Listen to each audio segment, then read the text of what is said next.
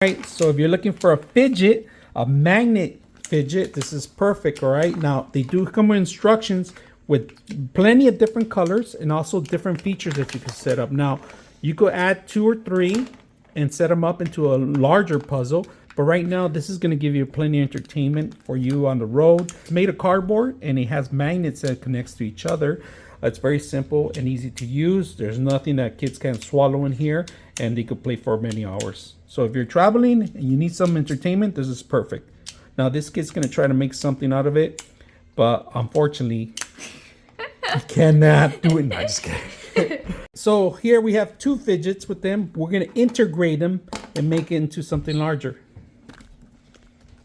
Oh, I can't even open it. Y al último era el padre. Hold on. Wait, if you open this. Oh, why don't we make a triangle out of this? Yeah.